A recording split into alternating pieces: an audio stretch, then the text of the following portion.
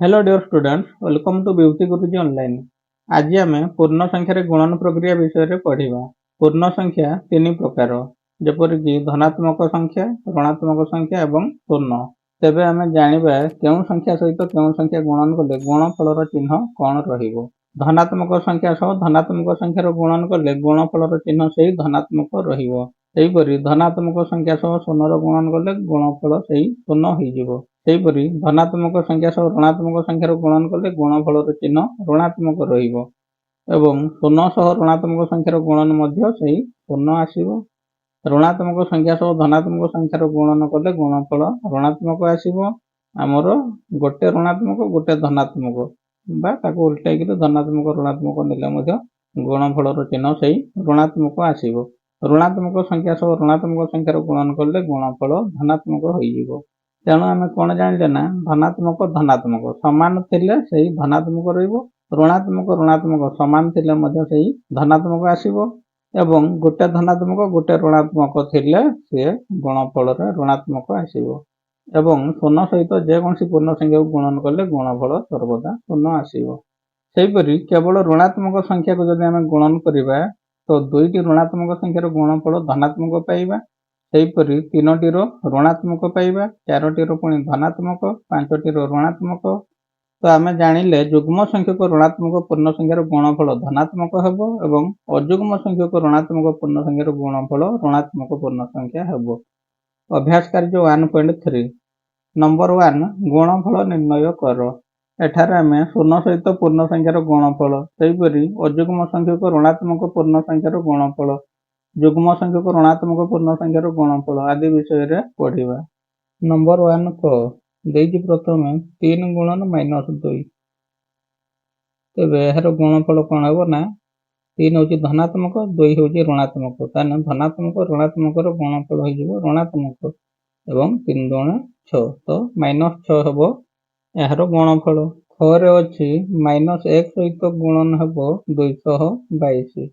तेबे गुणफल कौन हेबो ना एठारे मध्य गोटे ऋणात्मक गोटे धनात्मक, तेणु गुणफलर चिन्ह हेबो ऋणात्मक एवं 1 रु 222 गुणी देले सही 222 हेबो। तो -222 होछि गुणफल। गरे अछि -24 गुणन -25। तो एठारे दुईटी ऋणात्मक पूर्ण संख्या रही अर्थात युग्म संख्यक, तेणु तार गुणफल होइजिबो धनात्मक एवं आम 24 रे 25 को गुणन करदेबा। 24 रे 25 गुणन कले गुणफल होइजिबो 600। घ अछि -348 एबे गुणन हेबो -1। एठारे सेहीपरि कौन हेबो ना माइनस माइनस प्लस होइजिबो एवं 348 रे गुणन कले सेही 348 तो प्लस 348 हेबो गुणफल। मोर अछि -12 गुणन 0 गुणन -16। तेणु यार गुणफल 0 हेबो किंबा आम दुई दुईटी संख्या गुणन कले मध्य 0 गुणन -16 रहिबो, तापर पुणी आउथरे सेही 0 होइजिबो। च अछि -8 गुणन -15 गुणन 10। तो प्रथमे माइनस माइनस गुणन करिया, माइनस माइनस प्लस होइजिबो एवं 8 रे 15 गुणन कले होइजिबो 120। तापर गुणन हेबो 10, दुईटी जाक प्लस हो गला, तेणु प्लस 120 रे 10 गुणन कले होइजिबो 1200। 6 अछि 18 गुणन -6 गुणन -5। तो ये दुईटी गुणन कले होइजिबो प्लस 30 एवं 18 30 54 और 30 रो 0 पड़िजिबो 540 होइजिबो उत्तर। ज अछि -22 गुणन -5 गुणन -8। तो एठारे अयुग्म संख्यक ऋणात्मक संख्या रही, तेणु यार चिन्ह माइनस ही आसिबो। तो माइनस माइनस होइजिबो प्लस 22 पंचा होइजिबो 110 गुणन पुणी -8 हेबो। तो प्लस माइनस पुणी होइजिबो सेही माइनस एवं 8 शून्य 0 8 के 8 8 के 8 तो -880 होइजिबो उत्तर। झ अछि -1 रे गुणन हेबो +2 पुणी गुणन हेबो -3 पुणी गुणन हेबो -4। तो एठारे तीनोटी ऋणात्मक संख्या रही, ऋणात्मक तीनोटी थिबो एवं धनात्मक जेतोटी भी थाउ तो सी होइजिबो ऋणात्मक। माइनस प्लस माइनस 1 2 2 सेहीपरि आउ दुईटी गुणन कले माइनस माइनस प्लस 3 × 12 पुणी जदि गुणन करिबा माइनस प्लस माइनस 2 रे 12 गुणन कले 24 माइनस 24 शेष रे रही माइनस 7 जे गुणन हबो माइनस 5 पुणी गुणन हबो माइनस 8 पुणी गुणन हबो माइनस 1 तो एठारे 4टी ऋणात्मक संख्यार गुणनफल निर्णय करिबा तो जेहेतु 4 होची युग्म संख्यक तेणु प्लस आसीबो तो किपरि आसुची देखिबा ना माइनस माइनस हे जिवो प्लस 7 5 35 गुणन माइनस माइनस प्लस 8 के 8 पुणी प्लस रे प्लस गुणन कले हमर प्लस हबो तेणु 35 रे 8 गुणन कले हे जिवो 280 युग्म संख्यक ऋणात्मक संख्यार गुणनफल धनात्मक पूर्ण संख्या पाइबा। नंबर 2 सत्यता परीक्षा करो तो बाम पटे जतिकी हेबो डाहाण पटे सेतिकी हेबो तो एहाको आमे परीक्षा करिबा ठीक होउची कि नाही को अछि 18 गुणन 7 मिशाण -3 समान 18 गुणन 7 मिशाण 18 गुणन -3 तो प्रथमे LHS अच्छी 18 गुणन 7 मिशाण -3 तो बंधनी भितर काम आगे करियो 18 गुणन यहाँ जोग कले ही जीवो +4 तो 18 च 75 सेहीपरि RHS नबा RHS अच्छी 18 गुणन 7 मिशाण 18 गुणन -3 तो 18 रे 7 गुणन कले हेबो 126 मिशाण 18 रे 3 गुणन कले हेबो 18 3 54 प्लस माइनस माइनस -54 हेबो तो आमे जोग प्रक्रिया को वियोग प्रक्रिया मध्ये परिणत करि थाउ तेणु 126 रे जोग बदल रे वियोग देले एठारे मध्ये वियोग बदल रे जोग हो जिवो अर्थात प्लस 54 आउ रहिबो तेणु 126 रो जतबेले 54 को वियोग कर देबा वियोग फल हेबो 72 तो आमे बाम पार्श्व दक्षिण पार्श्व समान पाइले LHS समान RHS प्रूव ख रही सेहीपरि -24 गुणन बंधनी आरंभ -6 मिशाण -3 बंधनी शेष समान बंधनी आरंभ -24 गुणन -6 एठारे बंधनी शेष पुणी मिशाण बंधनी आरंभ -24 गुणन -3 बंधनी शेष तो प्रथमे नबा LHS रही हमर एटो एतिकी तेणु बंधनी भितर काम आगे करिबा जहा हबो ता सहित -24 को गुणन करिबा तो एठारे -6 -3 मिसी गले उभयर चिन्ह माइनस थे से माइनस थे एवं संख्या गुडी को मिसई देबा 6 3 9 -9 हला तो माइनस माइनस हे जीवो प्लस तो प्लस जदि हे जीवो 24 रे 9 गुणन कले 24 9 हेबो 216 वर्तमान देखिबा RHS रे रही सेही परि -24 गुणन -6 पुणी आउ गोटे रही -24 गुणन -3 तो प्रथम देखिबा माइनस माइनस प्लस हे गला 24 रे 6 गुणन कले हे जीवो 144 प्लस एठारे सेबली 24 3 72 माइनस माइनस प्लस तो प्लस 72 तेणु जेतेबेले जोग करिबा 4 2 6 7 4 11 1 ଗଲା 1 1 1 2 ସେଇ 216 ଫେରି ଆସିଲା। ତେଣୁ LHS ରେ ଯାହା ପାଇଲେ RHS ରେ ମଧ୍ୟ ସେଇ ସମାନ ପାଇଲେ। ତେଣୁ ଆମେ ଦେଖିଲେ ଯେ ଏହାର ସତ୍ୟତା ରହିଛି। ତ ଆମେ କହିପାରିବା LHS ସମାନ RHS ପ୍ରୁଭ୍।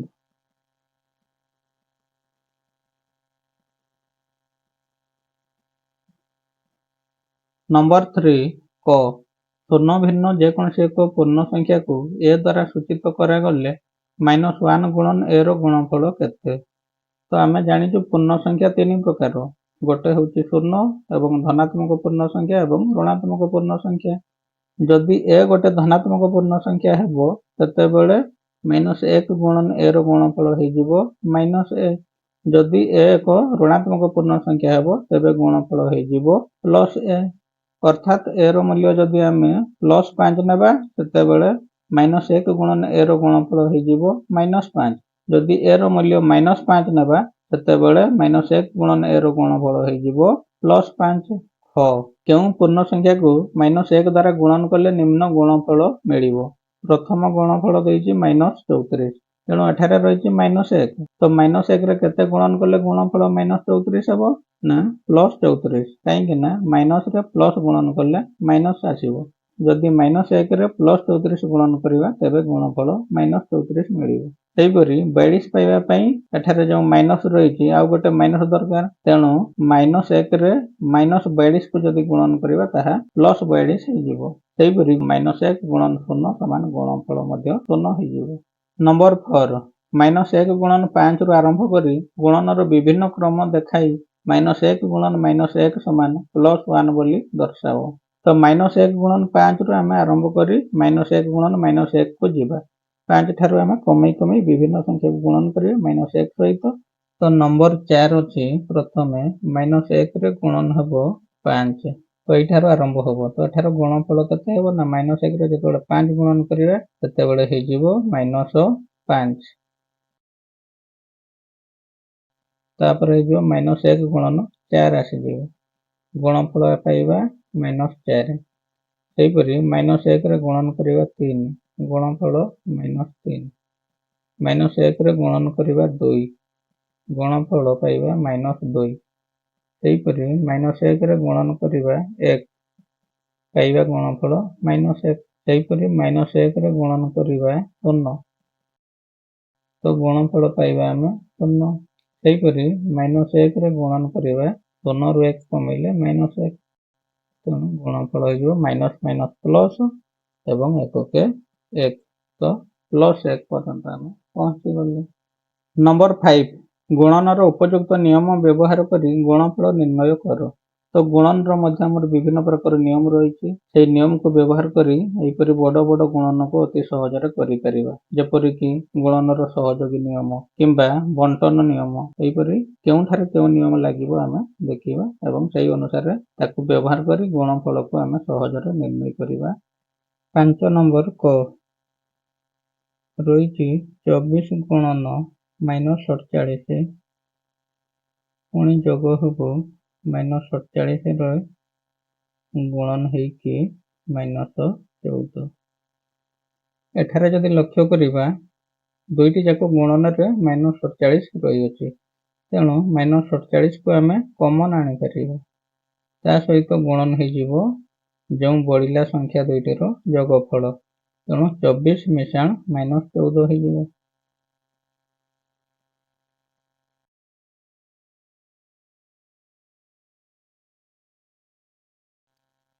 -47 ଏପରି ଥାଉ। ତ ବର୍ତ୍ତମାନ 24 ରେ -14 କୁ ଯୋଗ କରିବା। ତ ହେଇଯିବ +10।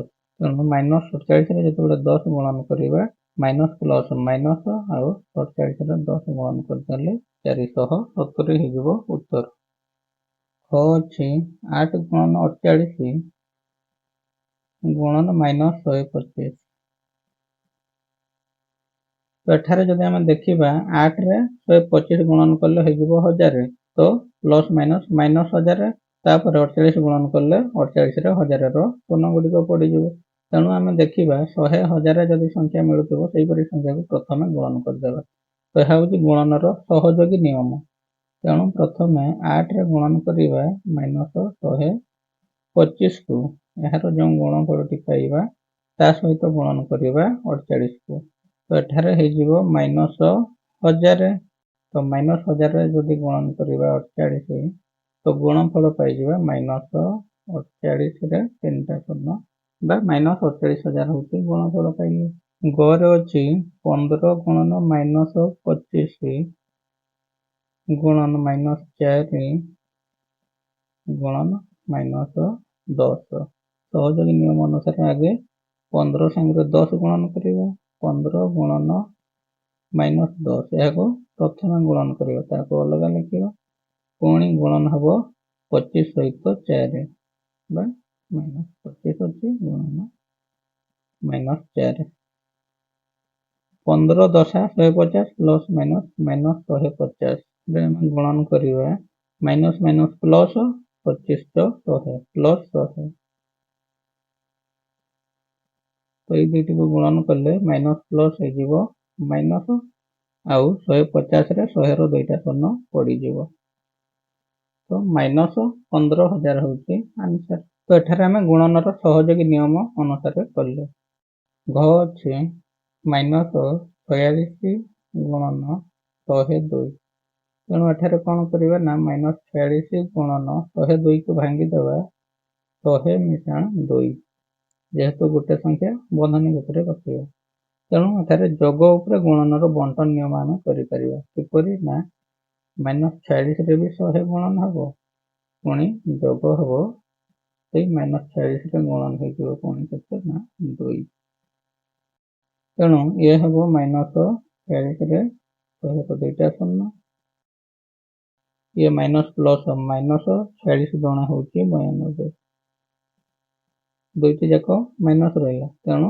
मिसी जीवो माइनस माइनस माइनस हे जीवो जब हेले 46 रे 92 मिसले 4692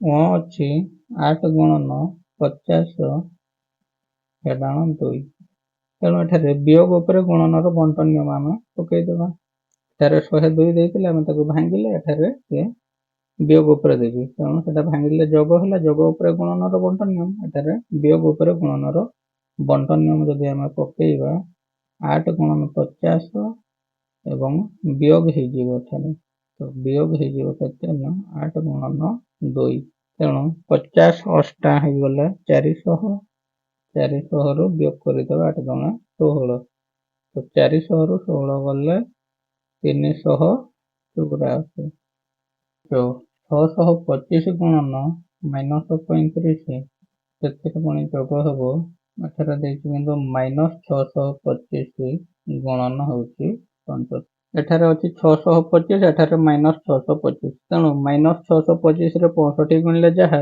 ଖାଲି 625 ରେ ମାଇନସ୍ 65 ଗୁଣନ କଲେ ମଧ୍ୟ ସେଇଆ ହେବ ଅର୍ଥାତ୍ ମାଇନସ୍ ଚିହ୍ନକୁ ଆମେ 65 ରେ ଦେଇଦେବା ତେବେ 625 ଦୁଇଟି ଆମେ ପାଇଯିବା ତେଣୁ 625 ଗୁଣନ ମାଇନସ୍ 35 ତ ଅଛି ମିଶାଣ ଏହାକୁ ମଧ୍ୟ କରିଦେବା 625 गुणन माइनस चिन्ह एठारे देदेले हे जिवो माइनस 65 वर्तमान उभय पटे 625 पाई गले तेणु कोन हबो ना 625 गुणन माइनस 35 रे जग हे जिवो माइनस 65 एठारे मध्ये जग उपरे गुणन रो बंटन नियम होउची प्रथमे आमे जग करि दाबा 625 रे जोगफल को गुणी देबा तो जोग कले उभय माइनस अछि से माइनस रहइबो एवं 60 30 90 5 5 10 90 10 100 तबे गुणफल हे जिवो प्लस माइनस माइनस 6 2 5 2 0 माइनस 62500 6 अछि माइनस 17 गुणन माइनस 29 तो एठारे दुईटी ऋणात्मक संख्यार गुणन देइछि तो ताहाको आमे दुईटी धनात्मक संख्यार गुणफल रूपे नै परिया काहेकि ना दुईटी ऋणात्मक संख्यार गुणफल होउछि धनात्मक तेणु 17 रे 29 गुणन कले मध्ये सेही एका कथा तो वर्तमान आमे गोटे को भांगी देबा 17 गुणन एहाको लिखि परिबा 20 मिश्रण 9 लिखि परिबा किबा 30 पेडाण एक मध्ये लिखि परिबा जोग उपरे गुणन रो बंटन नियम किबा वियोग उपरे गुणन रो बंटन नियम पढि परिबा ଯାହା କଲେ ମଧ୍ୟ ଠିକ୍ ଉତ୍ତର ଆମେ ପାଇବା। 17 ଗୁଣନ 20 ମିଶାଣ ହେଇଯିବ 17 ଗୁଣନ 9। ତ ବର୍ତ୍ତମାନ 17ରେ 20 ଗୁଣନ କଲେ ହେଇଯିବ 17 ଦୁଣ 34 340 ମିଶାଣ 17ରେ 9 ଗୁଣନ କଲେ ଗୁଣଫଳ ହେଇଯିବ 153। ତ ଏହାକୁ ଯୋଗ କଲେ ହେଇଯିବ ଯୋଗଫଳ 3 0 3 5 4 9 3 1 4 493 ହେଉଛି ଆନ୍ସର। ଆଉ ଗୋଟେ ରହିଛି ଶେଷରେ ଜ -57 ଗୁଣନ -19 ମିଶାଣ 57।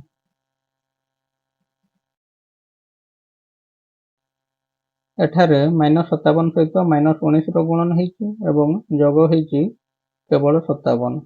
ତ 57କୁ ଆମେ 57 ଗୁଣନ 1 ବୋଲି ଲେଖିପାରିବା, କିନ୍ତୁ ମାଇନସ୍ ଚିହ୍ନକୁ ଆମେ ଉଠେଇଦେବା କାହିଁକିନା ଏଠାରେ ପ୍ଲସ୍ ରହିଛି। ତେଣୁ -57ରେ -19 ଗୁଣନ କରିବା ଯାହା ଖାଲି 57ରେ ମଧ୍ୟ 19 ଗୁଣନ କରିବା ସେଇଆ, କାହିଁକିନା ଧନାତ୍ମକ ସଂଖ୍ୟା ଆସିବ ଯେକି ଋଣାତ୍ମକ ସଂଖ୍ୟାର ଗୁଣଫଳ। ତେଣୁ ଆମେ ଧନାତ୍ମକ ସଂଖ୍ୟା ଆକାରରେ ଲେଖିବା ଏବଂ ଯୋଗ କରିବା 57କୁ ଆମେ ଭାଙ୍ଗିଦେବା 57 ଗୁଣନ 1 ଆକାରରେ ଲେଖିବା।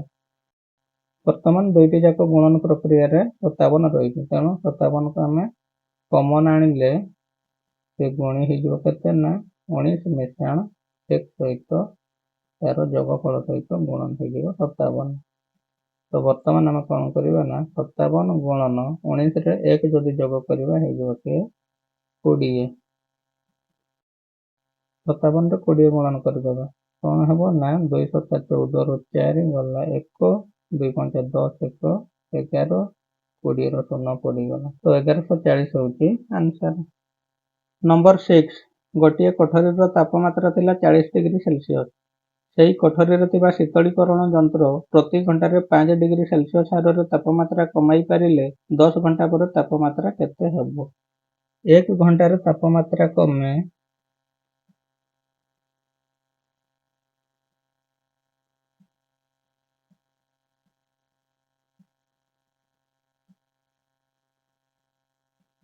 ସମାନ 5 ଡିଗ୍ରୀ ସେଲସିୟସ୍।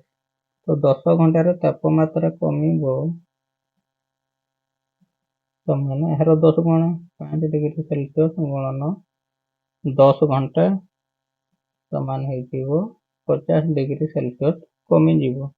ତ ତାପମାତ୍ରା ଥିଲା ହେଉଛି ଗୋଟେ କୋଠରୀର 40 ଡିଗ୍ରୀ ସେଲସିୟସ୍ ରୁ ଆମର ସମୁଦାୟ କମିଗଲା କେତେ ନା 50 ଡିଗ୍ରୀ ସେଲସିୟସ୍। ତ ଆମେ ତାକୁ ବିୟୋଗ କରିଦେବା କେତେ ଡିଗ୍ରୀ ତାପମାତ୍ରା ରହିଲା ଦେଖିବା ନା -10 ଡିଗ୍ରୀ ସେଲସିୟସ୍ ଆଉ ରହିଲା। ତ ଆମେ 50 ଡିଗ୍ରୀ ସେଲସିୟସ୍ ଯେଉଁ ବିୟୋଗ କଲେ 10 ଘଣ୍ଟାରେ ଯାହା କମିଥିଲାକୁ ବିୟୋଗ କଲେ, ତ ମୂଳର ଥିଲା ହେଉଛି 40 ଡିଗ୍ରୀ ସେଲସିୟସ୍ କୋଠରୀର ତାପମାତ୍ରା। ତ ବିୟୋଗ କରିଦେଲେ ଆଉ ଏତିକି ରହିଲା। ତେଣୁ ଅତଏବ ଲେଖିବା 10 ଘଣ୍ଟା ପରେ